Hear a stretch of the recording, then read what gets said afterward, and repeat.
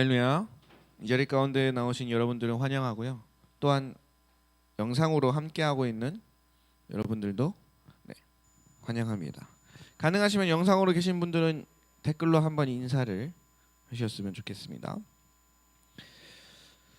네, 나오셔도 됩니다. 네. 여러분 할렐루야. 할렐루야. 아멘. 네, 영상에 계신 분들도 이렇게 장소를 뛰어넘어 여기까지 들리도록 할렐루야. 아멘. 네, 여러분 익히 예상했던 바 또다시 이러한 순간이 돌아왔습니다. 코로나가 다시 한번 확산되면서 우리가 이제는 이제 낯설지 않잖아요. 이러한 상황이 한번 겪어봤으니까. 근데 중요한 건 이제 최소 50명 이상 모이는 건 금해라 뭐 이렇게 왔거든요.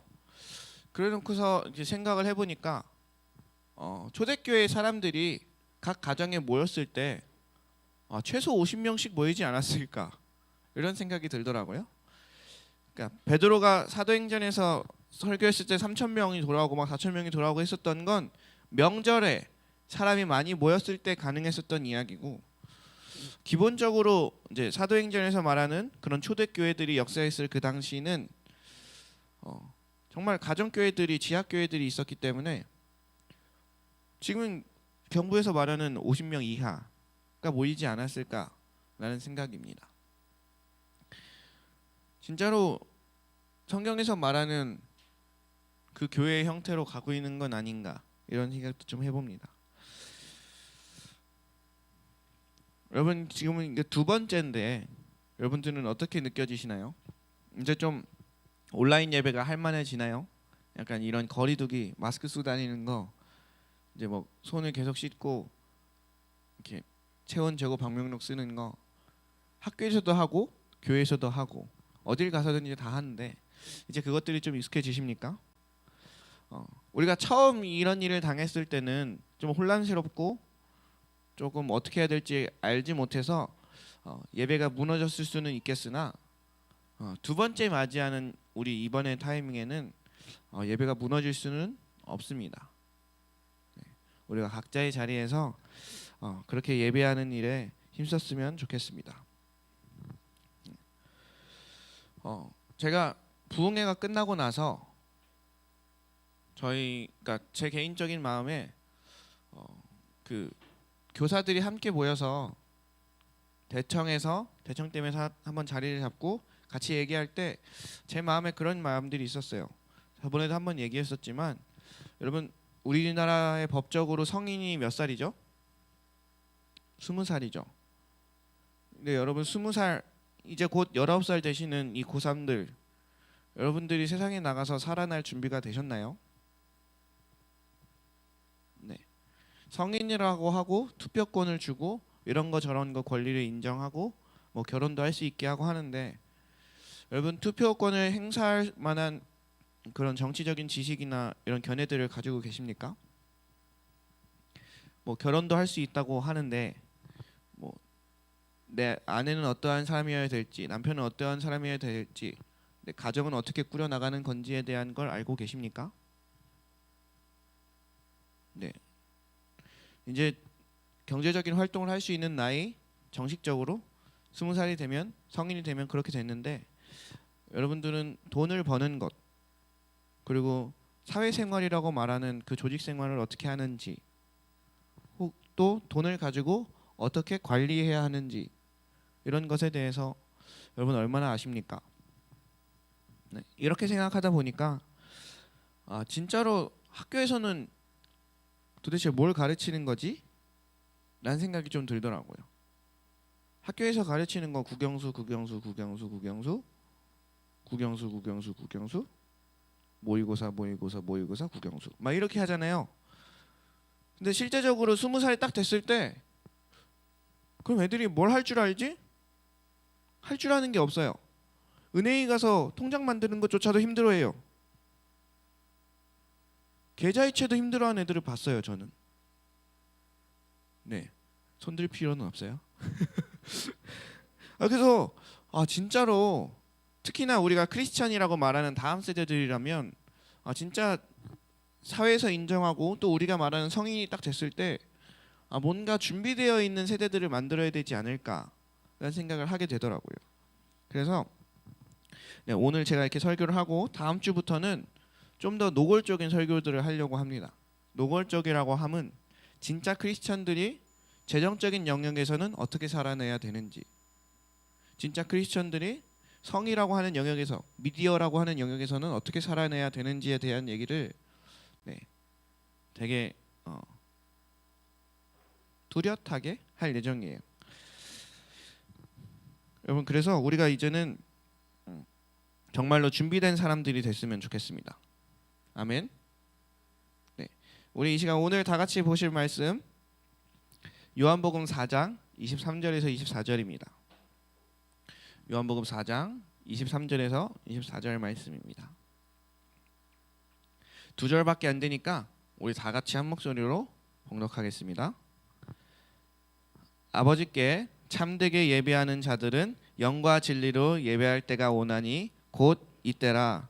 아버지께서는 자기에게 이렇게 예배하는 자들을 찾으시느니라. 하나님은 영이시니 예배하는 자가 영과 진리로 예배할지니라. 아멘. 네, 한 가지 잠깐 코멘트를 드리면, 롱종은 접니다. 롱종은 접니다. 이 아이디에. 네. 여기서 목사님께서 롱종이 누구냐고 물어보셔가지고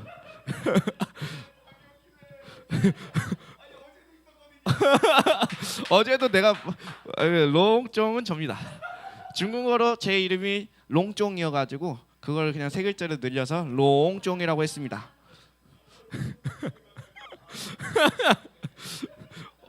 네.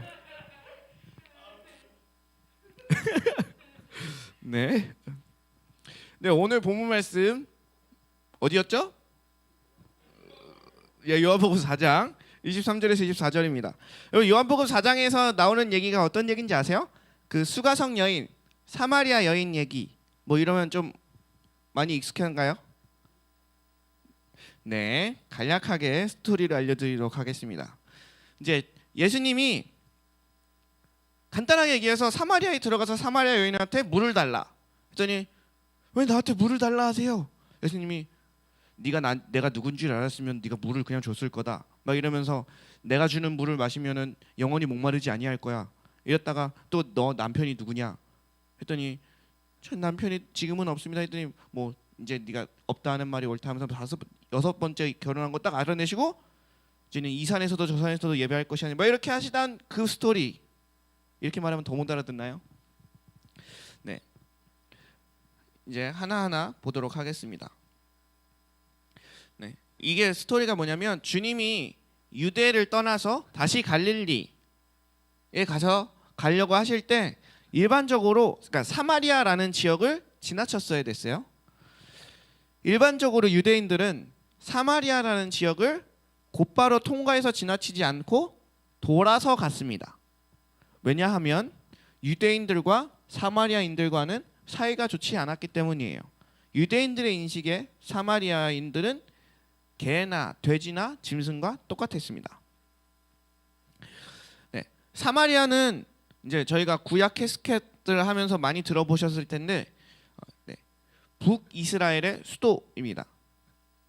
옛날에 이제 솔로몬 때까지는 붙어 있다가 그 뒤에 갈라진 거 혹시 아시나요? 남쪽에 유다와 북쪽에 이스라엘로 갈라졌습니다.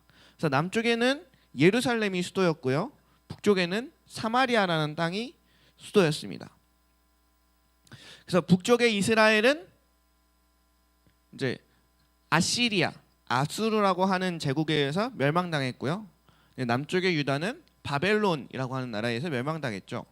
네, 여기서 북이스라엘은 주님을 잘 따르던 쪽이었나요? 아니었나요? 네, 아니었어요. 그래서 바알과 아세라와 뭐 이럴 성신과 여러 가지 우상들을 막 섬겼어요.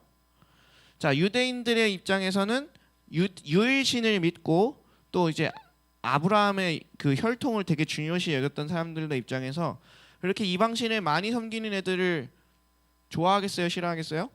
네, 싫어하죠.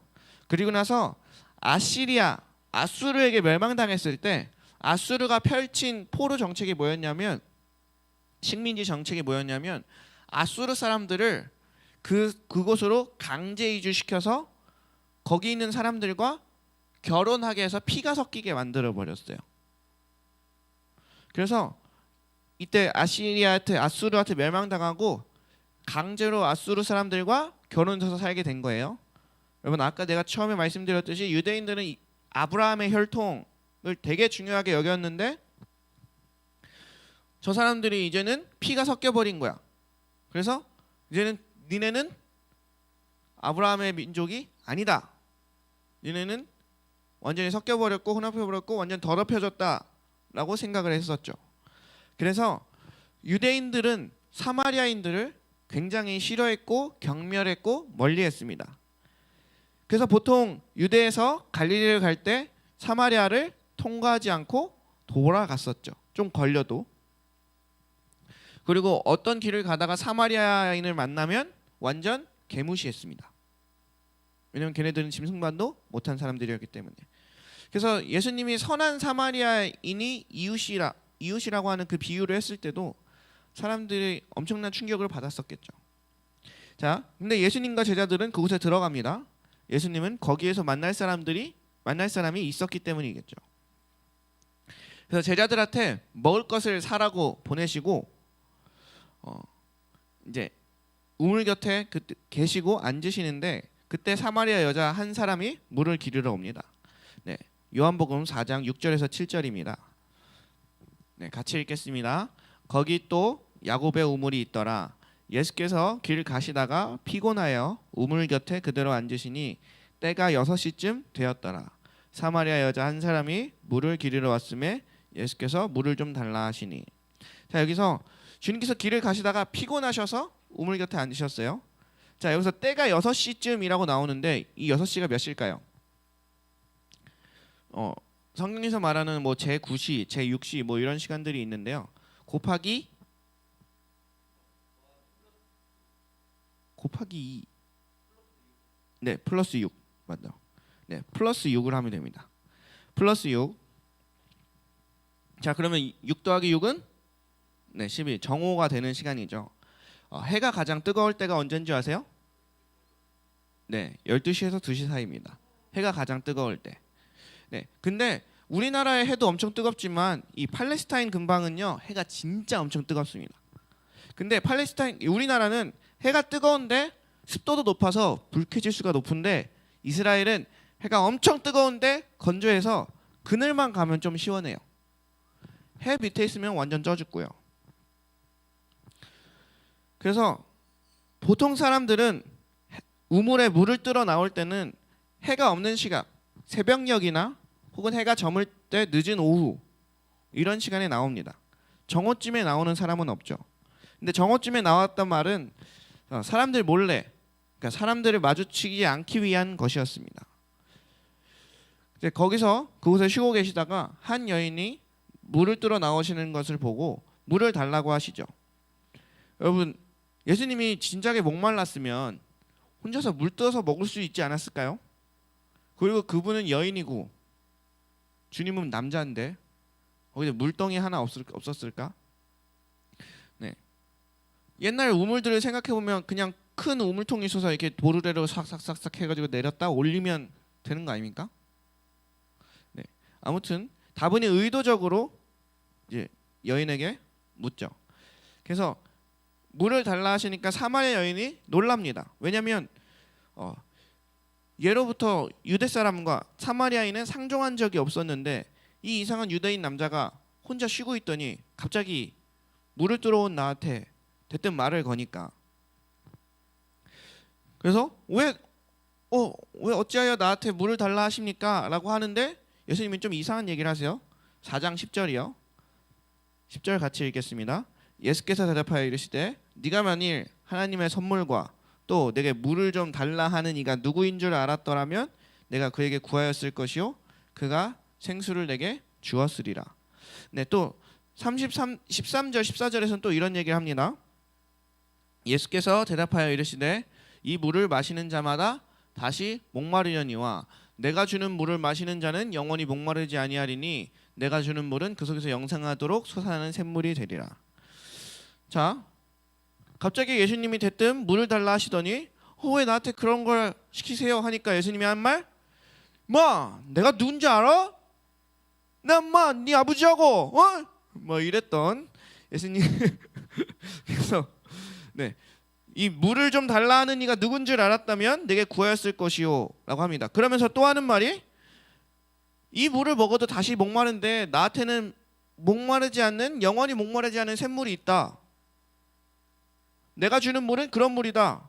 자, 그러면 그 물을 그냥 마시면 되잖아요. 왜 굳이 물을 달라 하셨을까? 이 말을 들은 사마리아 여인은 다시 목마르지 않은 물이 있다면 내게 달라고, 그래서 다시 물길로 오지 않아도 되게 해달라고 하지요. 자, 예수님은 이 물 마시는 육체적인 필요, 물 마시는 일을 가지고 영원히 목마르지 않은 그 영생하도록 솟아나는 샘물에 대해서 말씀하십니다. 육체적인 필요를 영적인 필요와 연결시키신 겁니다. 예수님은 단순히 이 사람의 육체적인 문제, 약간 육체적 갈증을 해결하러 오신 것이 아니었습니다. 그 사람이 절대로 혼자 풀 수 없는 그런 영적인 문제, 그런 영적인 필요들을 해결해 주시기 위해서 오셨죠. 예수님이 우리 가운데 오신 것은 단순히 우리가 잘 먹고 잘 살고 성공하는 것에 있지 않습니다. 그것도 하나님의 뜻이에요. 우리가 풍성히 잘 되고 잘 먹고 잘 사는 것도 주님의 뜻에 있어요. 근데 그것만 의미하진 않습니다. 그것과 연결되어 있는 영적인 문제들, 그 영적인 필요들을 터치하고 싶어 하시는 겁니다. 그래서 주님은 우리의 육체적인 필요들을 해결하시는 분이시죠. 근데 그러나 거기서만 머무르시는 분은 아니십니다. 그것을 통해서 영적인 문제까지도 나아가기 원하시는 거죠. 자, 요한복음에 그 뒤에 이렇게 나옵니다. 이르시되 가서 내 남편을 불러오라. 자, 요한복음 4장 17절에서 18절을 보겠습니다. 여자가 대답하여 이르되 나는 남편이 없나이다. 예수께서 이르시되 네가 남편이 없다는 말이 옳도다. 너에게 남편 5이 있었고 지금 있는 자도 내 남편이 아니니 내 말이 참되도다. 자, 여러분, 이 구절을 읽으면서 어떻게 생각을 하셨어요? 저는 이거 보면서 약간 예수님이 무례하신 거 아닌가, 그러니까 이런 생각도 했어요. 아니, 이 사람은 이거 숨기고 싶은 과거일 수도 있지 않을까요? 굳이 꺼내고 싶지 않은 상처일 수도 있지 않을까요? 근데 주님이 갑자기 대뜸 네 남편을 불러오라.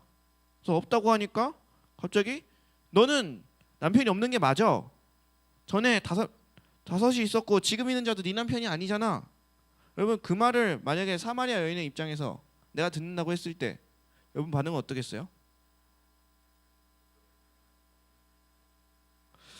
화가 났을 수도 있고 뭐 이렇게 저럴 수도 있는데, 이 여자의 반응은 내가 보니 선지자로소이다. 어떻게 얘기하면 무슨 얘기냐면 이 사람 용하네. 어떻게 그런 걸 알았지? 약간 이런 식의 반응이었죠. 그러면서 20절에 이 여자의 영적인 필요가 나옵니다. 20절 함께 읽겠습니다. 우리 조상들은 이 산에서 예배하였는데 당신들의 말은 예배할 곳이 예루살렘에 있다 하더이다. 자, 여러분, 이 여자의 필요가 뭐였나요? 지금 물을 뜨러 왔잖아요. 물이 필요했죠. 그리고 남편 얘기가 나왔잖아요. 그래서 뭐 그런 가정의 어려움, 그런 가정의 안정적인 필요가 있었을 수도 있어요. 근데 진짜 이 여자 안에 있었던 영적인 필요는 예배하고 싶다였습니다. 주님은 그걸 아시고 굳이 사마리아 안으로 들어가셔서 물과 관련된 얘기를 하시고 또한 그 사람 가정에 관련된 얘기를 하시면서 이 얘기를 끌어내신 거예요. 여러분, 우리 안에도 영적인 필요들이 다 있습니다. 영적인 갈망들이 다 있습니다. 근데 그게 내 육체적인 갈망, 육체적 필요와 내 정서적인 상처나 문제들에 가려서 잘 안 보일 때가 있어요. 꺼내고 싶지만 꺼낼 수 없는 그런 영적인 필요들이 있는 것들이 있죠. 그런데 오늘 그 주님은 이 여자 그 육체적인 필요와 그 정서적인 그 아픔 안에 있었던 그 영적인 갈망을 오늘 끌어내셨어요. 그럼 이 여자가 어떻게 살았을까요? 정오에 진짜 엄청 해가 뜨거울 때 나올 정도로 사람들의 구설수에 올랐고, 남편이 5명이나 있었는데 다 버림받고 6명째도 지금 내 남편이 아니고, 그런 사람들이 봤을 때 완전 핍박을 당하면서, 개무시를 당하면서, 왕따를 당하면서 이렇게 살았겠죠. 그런데 이 여자 안에는 무슨 갈망이 있었죠? 예배를 하고 싶다는 갈망이 있었어요. 그러면 다른 사람들은 그걸 볼 줄 알았을까요?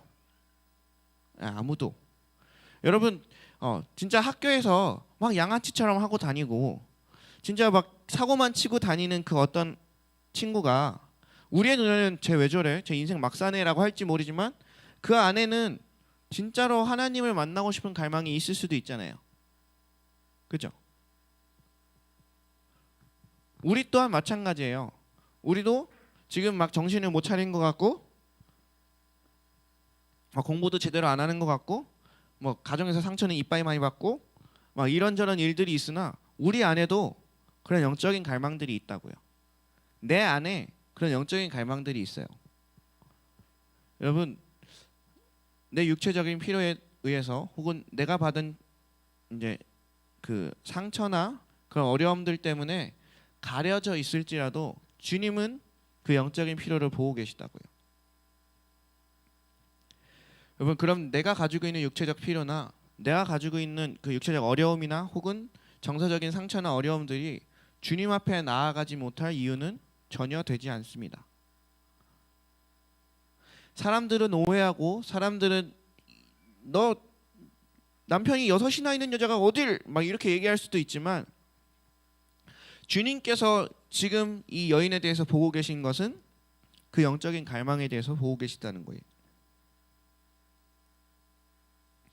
여러분, 우리의 삶이 완벽하지 않을 수 있습니다. 완전하지 않을 수 있습니다. 저도 전도사로 여기 서 있지만 삶이 무너질 때가 있습니다. 늘 자신감 뿜뿜이면 좋겠으나, 믿음이 충만하면 좋겠으나, 어떤 나도 내가 도무지 이겨낼 수 없는 그 죄 앞에 무너질 때가 있어요. 내가 이런 자격으로 어떻게 전도사를 하나 막 이런 생각이 들 정도로 할 때가 있죠. 그럼에도 불구하고 제가 붙잡는 건 내 안의 영은 주님을 원한다고 한다는 사실을 붙잡는 거예요. 오늘 사마리아 여인이 어떤 수모를 당하고 또 어떤 상처가 있고 어떤 평가를 받는다 할지라도 오늘 주님이 그 여인을 바라보시는 것은 네가 예배드리고 싶다라는 이 갈망을 주님은 보신 거예요. 여러분, 이제는 우리가 누군가의 도움으로 믿음 생활을 하는 것에서는 많이 멀어져 가고 있습니다. 시대적 상황이 내 스스로 믿음을 발휘해야 되는 상황들이 오고 있어요. 여러분, 여기서 흔들리지 말아야 될 사실은 뭐냐면, 내가 아무리 삶이 무너진다 할지라도, 내가 아무리 정서적인 상처를 많다고 하더라도 내 안에는 하나님을 갈망하는 게 있어요. 여러분 안에 지금 있어요. 그래서 이 자리에 나오신 거예요. 그리고 영상을 보고 계신 거예요. 여러분, 내 안에, 내 영혼 안에 그런 갈망이 아무것도 없었으면 이 자리에 찾지도 않았을 거예요. 여러분, 이 사실을 신뢰하시길 바랍니다. 그래서 예수님이 21절부터 이렇게 말해요. 여자야, 내 말을 믿으라. 이 산에서도 말고 예루살렘에서도 말고 너희가 아버지께 예배할 때가 이르리라. 여러분, 진짜로 이 말대로 됐습니다. 이제는 교회에서만 예배드리는 것이 아니게 됐습니다. 학교에서도, 또 교회에서도, 집에서도, 내가 어디를 가든지 거기서 내가 예배를 하는 거예요. 내가 지금 교회가 아니니 예배가 무너졌어요 라고 하는 말은 이제 통하지 않는 세대가 됐습니다. 원래부터도 통하지 않았었는데 우리가 잘못 생각하고 있었던 거죠. 그래서 23절에 오늘 읽었던 본문 말씀 23절 24절에 이렇게 나옵니다. 아버지께 참되게 예배하는 자들은 영과 진리로 예배할 때가 오나니 곧 이때라. 아버지께서는 자기에게 이렇게 예배하는 자들을 찾으시느니라. 24절, 하나님은 영이시니 예배하는 자가 영과 진리로 예배할지니라. 자, 여러분, 영과 진리, 진리는 뭐예요? 말씀. 그리고 영은 성령님 뭐 이렇게 간단하게 생각해도 그러면 성령님과 말씀만 있으면 내가 어디서든 신령과 진정으로 하나님이 원하신 예배를 드릴 수 있다는 거예요. 실제로 집 안에서 예배를 드려보면 예배가 잘 안 돼요. 막 이런저런 게 막 떠오르고 막 방해하는 것들이 많아져요. 그래도 내 안에 성령님이 계시고 말씀이 있다면 우리는 예배할 수 있습니다. 여러분 그러니까 나는 이래서 예배할 수 없어, 저래서 예배할 수 없어, 뭐 이것 때문에 예배가 힘들어 이렇게 말하는 것 전부 어쩌면 변명일 수도 있고 어쩌면 우리가 진짜 진실을 보지 못하게 하는 것들일 수 있다는 거죠. 우리는 예배하고 싶은 갈망이 우리 안에 있고요. 참되게 예배하고 싶은 갈망이 우리 안에 있고 그것은 성령님과 그리고 말씀이 있다면 영과 진리만 있다면 가능하다는 얘기입니다. 이제는 세종에서 고등학생을 지내고 나면 대학교를 가게 되겠죠. 특별히 세종에는 대학교가 따로 없기 때문에 흩어지게 될 경우가 농후합니다. 굉장히 가능성이 많죠. 그럼 여러분들이 이제 기숙사에 가서 혼자 예배를 드려야 될 상황들이 생기겠죠. 혹은 이사를 하거나 그럴 때도 마찬가지죠. 그러니까 공동체는 필요합니다. 믿음의 공동체는 좋은 공동체가 있는 것이 필요한데 중요한 건 내가 그 자리에서 예배 못하는 이유가 육체적인 필요 때문, 육체적인 어려움 때문도 아니고 정서적인 상처 때문도 아니고 내가 예배 드릴 수 있다고 하는 사실입니다. 오늘 예수님은 이 여자한테 그것을 알려주신 거예요. 네 안에 영적인 갈망이 있고 그 갈망과 함께 성령님과 말씀이 있다면 너는 예배자로 살 수 있다. 여러분 우리의 상황이 점점 이제는 예배드리기 힘들어져 가는 상황에 올지도 모르겠습니다. 근데 성경대로만 한다면 어쩌면 진짜로 예배를 드릴 수 있는 순간이 오는 것이기도 합니다. 성경에서는 모여서 예배하는 것 또한 뭐 좋지만 굳이 뭐 순서들이 그냥 세워진 것은 아니지만 진짜 초대교회 때 모여서 했었던 예배들은 그런 순서를 따져가면서 절차를 밟아가면서 했었던 예배들은 아닐 거라고 저는 생각해요. 뭐 진짜 주님을 찬양하고 예배하고 막 그런 거 있었지만 실제로 주님을 정말로 찬양하기 원하고 정말로 예배하기 원하는 사람들이 그 갈망함으로 모여서 시작된 게 초대교회의 그 지하교회들이라고 저는 생각하거든요. 그럼 여러분 우리도 오늘 이 시간 동일합니다. 우리가 부흥회를 통해서 깨닫게 된 사실은 뭐냐면 우리 안에 하나님을 향한 갈망이 뜨겁게 있었다는 겁니다. 그리고 우리가 주님을 간절히 찾으니 주님이 만나 주시더라 하는 것입니다. 그럼 그게 단순히 부흥회 때만 단순히 교회에서만 가능한 게 아닙니다. 여러분 주님은 우리를 세상으로 보내시기 위해서 이 땅에 왔습니다. 제자를 불러 모으세요. 12제자를 불러 세우세요. 그리고 따르는 수많은 사람들이 있었어요. 그 사람들을 주님이 훈련시키셔서 하시는 게 뭐냐면 세상으로 보내시는 거였다고요. 그럼 그 사람들이 세상에 나가서 한 일이 뭐예요? 그 자리에서 주님을 예배하는 일이었어요. 그 주님을 전하고 같이 예배하고 또 다른 곳으로 가면 또 거기서 주님을 예배하고 다른 사람들과 같이 예배하고. 여러분 우린 진짜로 어려움과 뭐 이렇게 좀 혼란의 시기에 사는 것 같아 보이지만 진짜로 말씀대로 살 수 있는 순간이 왔습니다. 진짜로 말씀대로 해볼 수 있는 상황들이 됐습니다. 먼저 그의 나라와 그의 의를 구하라. 그리하면 이 모든 것을 더하시라 하는 마태복음 6장 33절 말씀 보면 무엇을 입을까, 무엇을 마실까, 무엇을 먹을까 염려하지 말라라고 합니다. 근데 우리는 풍족함에 쌓여서 편안함에 쌓여서 그 말씀이 내 삶에 적용될 일이 별로 없죠. 근데 이제는 실제로 그 말씀을 살아낼 수 있는 기회가 왔습니다. 우리 또한 마찬가지입니다. 이제 온라인 예배 권고해라. 그리고 50명 이상 모이지 마라. 이런 얘기들이 있고 계속 세상은 악해져 가면서 하나님의 자녀들을 세상 가운데로 가져가려 합니다. 중요한 건 여기서 주님이 하나님의 자녀들을 하나님의 품 안에만 두고 계시지 않는다는 사실이에요.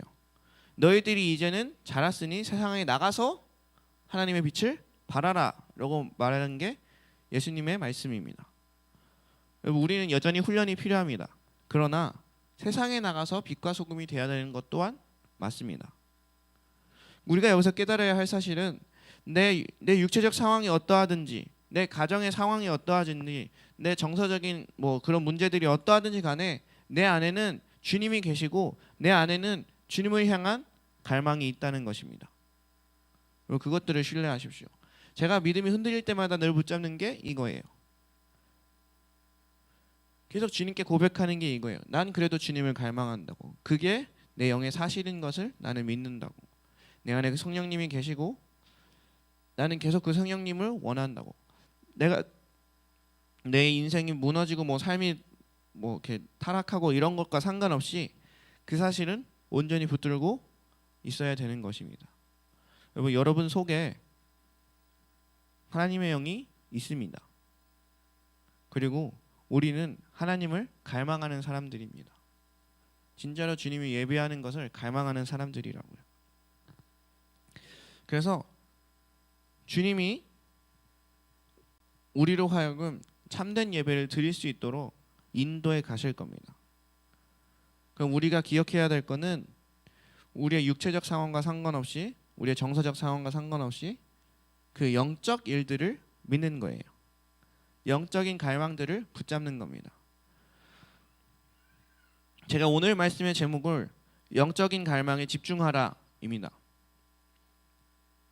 근데 왜 이렇게 잡았냐면 내 삶이 어떠하든지 간에 영적인 삶을 살아내는 것, 주님과 더 가까워지는 것, 주님을 진짜로 예배하는 그 일에 집중하니까 잠깐 넘어졌더라도 금방 회복되고, 잠깐 주님과 멀어졌다가도 금방 주님과의 관계가 회복되는 것들을 제가 경험했기 때문입니다. 여러분, 저는 고등학교 때 중국에 있었고 대학교 때는 중국에 있었고 그러면서 혼자 살았고, 이제 내가 무슨 짓을 해도 부모님은 알지 못해요. 내가 어떤 삶을 살아도 나만 입 싹 닫고 이렇게 포커페이스하면 아무도 모르는 상황에서 살았습니다. 특히나 1인실을 썼을 때는 그런 위험이 훨씬 더 했죠. 여러분, 근데 제가 지금까지 오면서 그런 위험들과 그런 유혹들과 이런 것들을 생각했을 때 지금 내가 이 자리에 설 수 있었던 이유를 생각해 보면 그래도 나는 계속해서 주님과 함께하고 싶었어요. 그게 내 영의 갈망에 계속 있었어요. 그리고 이 갈망이 날 지켜줬어요. 내가 내 상황이 어떠하든지 저때든지 이때든지 계속해서 나는 하나님과 가까워지려고, 하나님과 친밀해지려고 하는 내 영적 갈망이 있었고 그 갈망에 집중했습니다. 그랬더니 다른 육체적인 유혹이나 혹은 정서적인 상처나 그런 유혹들로부터 내가 지켜진 바 됐다는 사실입니다. 여러분, 우리 안에 주님이 계시고 주님이 일하고 계십니다. 그래서 어렵고 힘든 상황에 내 믿음이 흔들리면 어떡하지? 이런저런 생각이 들지 모르지만 우리가 계속 주님께 예배하기 위해서, 계속 주님과 친밀해지기 위해서 노력하고 갈망한다면 주님이 우리를 도와주실 것입니다. 그래서 그것들을 신뢰하세요. 그것들을 신뢰하세요. 우리는 지금 기독교가 점점 쇠퇴해가는 게 아니고 진짜 계속 말씀으로 가고 있는 겁니다. 진짜 성경에서 말하던 대로 가고 있는 거예요. 그렇게 따진다면 우리가 드리고 있었던, 옛날에 드렸던 그런 많은 것들 중에 좋은 것들도 있지만 세속적으로 변해버린 것들도 꽤나 있었다는 사실이죠. 그거는 우리가 나이가 어릴지라도 우리 여기 있는 모든 사람들이 부정할 수 없는 사실이죠. 여러분, 이제 진짜로 말씀대로 신령과 진정으로 영과 진리로 예배할 때가 되었습니다. 그래서 우리 모두 각자의 자리에서 그렇게 하나님을 진짜로 예배하는 그런 사람들이 됐으면 좋겠습니다. 아멘. 우리 이 시간 다 같이 찬양하면서 주 앞에 나아가도록 하겠습니다.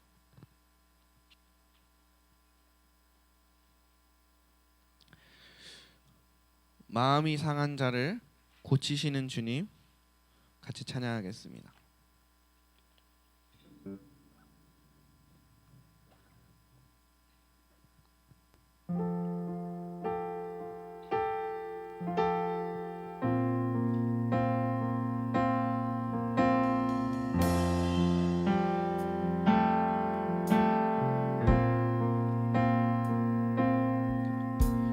마음이 상한 자를 고치시는 주님, 하늘의 아버지 날 주관하소서. 주의 길로 인도하사 자유케 하소서. 새 일을 행하사 부흥케 하소서. 의에 줄이고 목이 마르니 성령의 기름 부소서. 의에 줄이고 목이 마르니 내 잔을 채워 주소서. 성령으로 채우사, 성령으로 채우사 주 보게 하소서.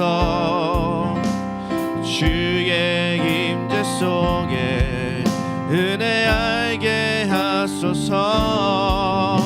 주 뜻대로 살아가리 세상 끝날까지. 나를 빚으시고 새날 열어주소서. 의에 줄이고 목이 마르니 성령의 기름 부소서. 의에 줄이고 목이 마르니 내 잔을 채워 주소서. 우리 다시 한번 성령으로 채우사, 성령으로 채우사 주 보게 하소서. 아멘. 주의 임재 속에 은혜 알게 하소서. 주 뜻대로 살아가리 세상 끝날까지. 나를 빚으시고 새날 열어주소서. 의에 줄이고 목이 마르니 성령의 기름 부소서. 의에 줄이고 목이 마르니 내 잔을 채워 주소서. 의에 줄이고 의에 줄이고 목이 마르니 성령의 기름 부소서. 의에 줄이고 목이 마르니 내 잔을 채워 주소서. 우리 시간 한번 같이 기도하겠습니다. 오늘 예수님은 사마리아 여인을 만나셨습니다. 그 여인을 만나신 단 한 가지 이유는 그 여인에게 있는 그 영적인 갈망, 하나님을 참되게 예배하고 싶다라고 하는 그 갈망을 보시고 만난 것입니다. 그 여인이 사마리아 여인이든지 목말라 하는 자든지 아니면 그 여인의 남편이 5이고 6이고 그런 문제가 아니라 주님은 그 여인의 영적인 필요, 영적인 갈망, 주님을 온전히 예배하고 싶다는 그 갈망을 보시고 그 여인을 만나고 그 여인에게 참 자유를 주십니다. 오늘 이 시간에 우리의 삶을 바라보시는 하나님의 관점은 이렇습니다. 우리의 영적인 그런 갈망들을 바라보고 계십니다. 하나님을 향한 그런 영적인 갈망들을 바라보고 계십니다. 그래서 우리의 우리의 삶 속에 그 어떠한 것도 하나님께 나아가는 그것을 막을 그런 장애물은 될 수 없는 것입니다. 이 시간에 함께 기도하실 때 나의 영적인 갈망, 하나님을 온전히 찬양하고 싶다, 하나님을 온전히 알고 싶다, 이 세상 가운데 하나님의 자녀로 온전히 살고 싶다라고 하는 그 갈망들을 주님께 온전히 외치시면서 우리 함께 주여 한번 부르시고 동성으로 기도하겠습니다. 주여. 하나님 아버지 감사합니다. 주님 인도하여 주시옵소서. 내 어디 주님 함께하여 주시옵소서. 내 어디 우리 안에 내 어디 목마름이 있을 수 있고 우리 안에 배고픔이 있을 수 있고 육체적인 힘듦과 어려움과 그런 일들이 있을 수 있습니다. 그럼에도 불구하고 그것은 우리가 주님을 예배하는데 방해물이 되지 못합니다. 주여, 우리 가운데 오늘 남편이 5이고 6이었던 그 여인처럼 사회적으로도 어렵고 정서적으로도 어렵고 가족 가운데서 어려운 상황일 수 있으나 그럼에도 불구하고 그게 예수님을 만나지 못하는 이유는 되지 못합니다. 그게 예수님께 나오지 못하는 이유는 되지 못합니다. 오늘 예수님은 그 여인의 그 영적인 갈망, 그 영적인 뜨거움, 그 영적인 소원을 따라 움직이신 줄 믿습니다. 저 우리가 어느 자리에 있든지 간에 하나님을 온전히 예배하고 싶다는, 하나님을 만나고 싶다는, 하나님 친밀히 알고 싶다는 그런 갈망들을 바라보시옵소서. 나의 상황이 예배드리기 힘든 그런 환경적인 요건이라고 할지라도 온전히 내 마음이 주를 갈망함으로 영과 진리로 예배할 수 있는 자들 될 수 있도록 인도하여 주시옵소서.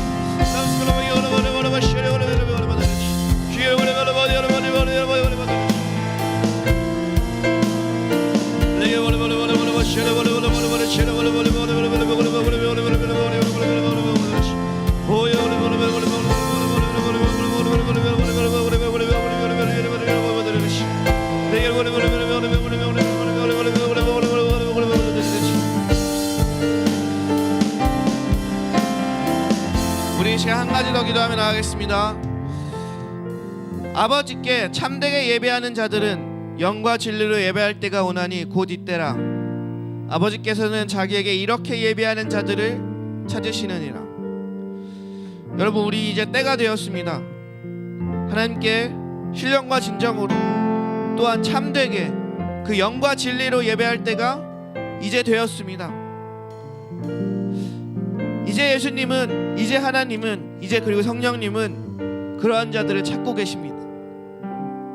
우리가 이 시간 기도할 때 주님, 진짜로 이제는 내가 어느 환경, 어느 자리, 어떠한 사람들과 있을지라도 주님을 영과 진리로 예배하는, 신령과 진정으로 예배하는 그런 하나님이 찾으시는 그 한 사람이 되겠습니다. 그렇게 마음으로 결단하시면서 다 같이 주여 한번 부르시고 동성으로 기도하겠습니다. 주여. 하나님 아버지, 주님은 여전히 찾고 계십니다. 신령과 진정으로 예배하는 사람들, 그렇게 영과 진리로 예배하는 참된 예배자들을 주님은 찾고 계십니다. 그리고 영과 진리로 예배할 때가 오나니 곧 이때라. 주님이 이제 타임이 되었습니다. 이제는 그러할 때가 되었습니다. 이제는 하나님의 예배자로 설 때가 되었습니다. 우리를 세워주시옵소서. 우리를 세워주시옵소서. 하나님 아버지, 이제는 내가 어느 자리에 어떤 순간 어떤 사람들과 있을지라도 내가 그 자리에 예배자로 서 있겠습니다. 내가 어떤 자리에 있을지라도 내가 주님을 예배하는 자리에 서 있겠습니다. 그것이 가정이면 가정에서 내가 예배자로 서 있고, 그것이 학원이면 내가 학원에서 예배자로 서 있고, 그것이 학교면 내가 학교에서 예배자로 서 있기를 원합니다. 주여, 우리를 찾으시옵소서. 주님이 찾으시는 그 한 사람이 내가 되게 하여 주시옵소서. 주님이 찾으시는 그 예배자가 내가 되게 하여 주시옵소서.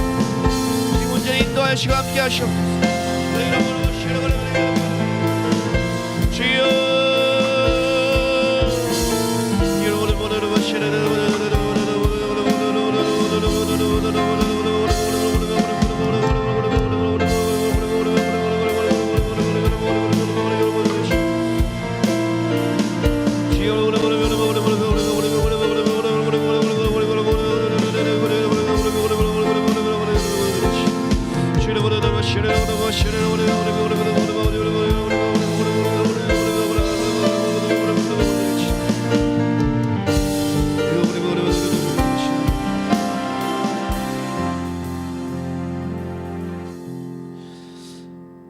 아버지, 코로나로 인해 또한 세상의 악함으로 인해 마지막 때가 다가오므로 이러한저러한 이유로 우리는 힘들어졌다 말하고 어려워졌다 말하고 그렇게 말하는 시대가 되었습니다. 그런데 그것을 바꿔 생각하고 또한 뒤집어 보니 이제 진짜로 우리가 믿음을 발휘할 때고 진짜 성경대로 살아내야 될 때인 줄 알게 되었습니다. 저 이제는 우리가 더 이상 다른 사람의 믿음, 다른 사람의 간증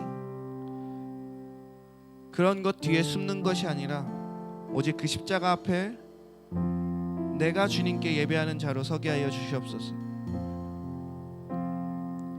나는 물이 필요해서 주님을 예배할 수 없어요. 나는 남편이 여럿이라 주님을 예배할 수 없어요 하는 그 모든 환경들과 그런 상황들을 바라보는 것이 아니라 오직 내 안에 있는 영적인 그런 하나님을 향한 갈망을 가지고 주 앞에 나아가 그 갈망을 보시고 오시는 그 예수님을 만나는 자들 되게 하여 주시옵소서. 저 이제는 주님께서 찾으시는 그 영과 진리로 예배하는 그 사람이 이제는 내가 되겠습니다. 이제 우리 태그가 되겠습니다. 저 우리를 통하여서 하나님의 일들을 이루어가 주시옵소서. 감사합니다. 우리로 말씀대로 살 수 있는 기회, 정말로 믿음을 발휘하여 살 수 있는 그 기회를 허락하시니 감사합니다. 살아계신 예수님의 이름으로 기도드렸습니다. 아멘. 우리 이 시간 다 같이 주기도문 하심으로 예배를 마치도록 하겠습니다. 하늘에 계신 우리 아버지여, 이름이 거룩히 여김을 받으시오며 나라의 임하옵시며 뜻이 하늘에서 이루어진 것 같이 땅에서도 이루어지이다. 오늘날 우리에게 일용할 양식을 주옵시고 우리가 우리에게 죄 지은 자를 사하여 준 것 같이 우리의 죄를 사하여 주옵시고 우리를 시험에 들게 하지 마옵시며 다만 악에서 구하옵소서. 나라와 권세와 영광이 아버지께 영원히 있사옵나이다. 아멘. 아멘.